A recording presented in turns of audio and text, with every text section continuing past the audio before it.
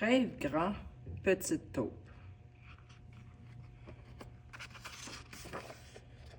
Un texte écrit par Tom Percival, traduit par Charlie Meunier, illustré par Christine Pym.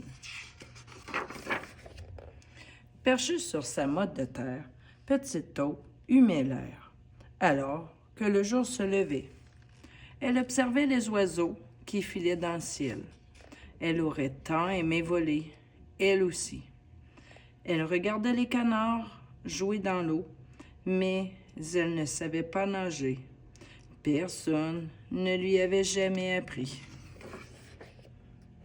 Elle voyait sauterelles bondir et écureuils grimper dans l'arbre. « J'aimerais tellement faire tout cela, soupira-t-elle. Hibou, perché sur une branche, l'entendit et descendit lui parler. « Sois toi-même, lui explique-t-il. C'est ainsi que tu seras heureuse.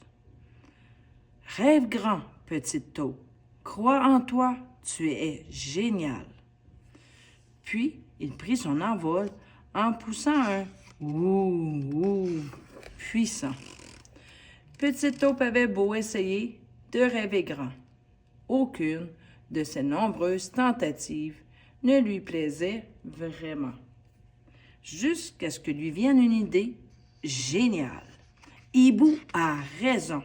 Ce que je sais vraiment bien faire, c'est creuser. Alors, je vais creuser le plus beau trou du monde. Et il se mit aussitôt au travail, avec autant de passion que d'efficacité. Son trou serait le plus grand jamais vu sur terre. Elle se mit alors à creuser, en luttant courageusement contre la boue et les cailloux. Et finit par percer le terrier d'un renard occupé à jouer de la flûte. « Eh bien, merci, » s'écria Renard, pas très aimablement. « Moi qui croyais que le pire de la semaine était passé. Déjà, mon meilleur ami est parti. Je me retrouve tout seul ici. Et histoire d'empirer la situation, tu démolis ma maison. »« Je suis désolée, » dit Petite Taupe. « Je vais t'aider à tout réparer. » Mais Renard, très fâché, la chassa de chez lui sans même la regarder. Petite Taupe recommença à creuser, plutôt découragée, jusqu'à ce qu'elle entende crier « Hé! Tu es en train d'abîmer ma pelouse! » Car à force d'avancer, Petite Taupe avait débarqué dans le jardin d'un hérisson. « Je suis désolée, » s'écria-t-elle. « Je te prie de m'excuser. »« Tu as percé mon tuyau d'arrosage, » râla Hérisson accablé. « Et maintenant, regarde ce que tu as fait, un vrai massacre. »« Je suis désolée, » répéta encore Petite Taupe.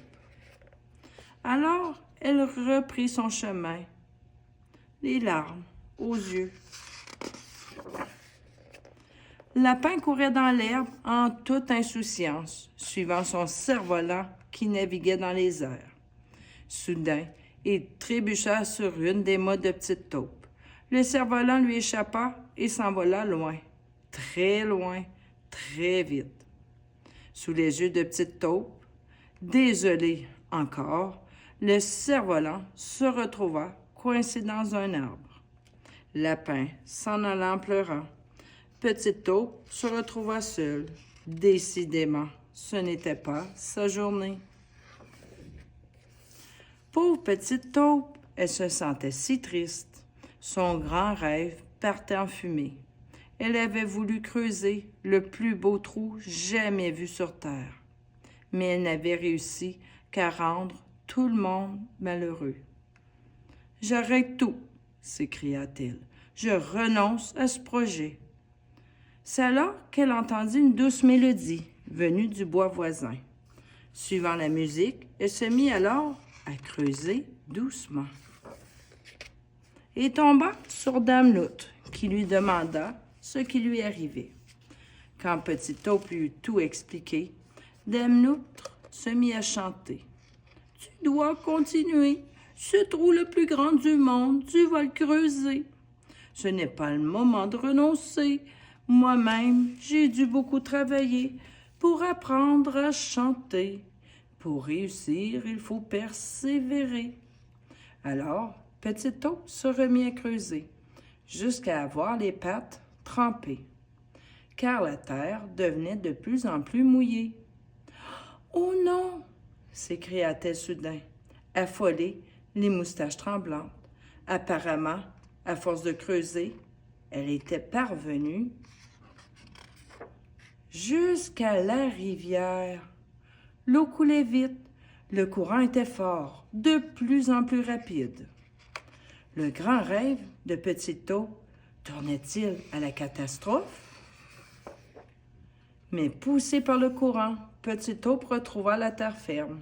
Décidément, son rêve du plus grand trou du monde n'avait provoqué que des désastres. Ce fut alors que l'eau, jaillissant brusquement, monta tout droit jusqu'à la branche et qui renaît cerf-volant de lapin. Celui-ci, libéré, s'envola. Dans le jardin de Hérisson, une pluie bienvenue se déversa sur le gazon et réveilla les fleurs. Renard, qui passa par là, entendit le chant mélodieux de Dame Loutre. Aussitôt, il se mit à jouer de la flûte. Et voilà, tout finissait bien. Grâce à Petite Taupe, ils étaient tous devenus de grands amis. Ils s'amusèrent ensemble à réparer les dégâts causés par le plus grand trou du monde. Petite Taupe était si heureuse d'avoir permis tout cela. Eh bien, quelle aventure, conclut Hibou. Finalement, on dirait que le plus grand de tes talents, c'est d'être utile à tes amis.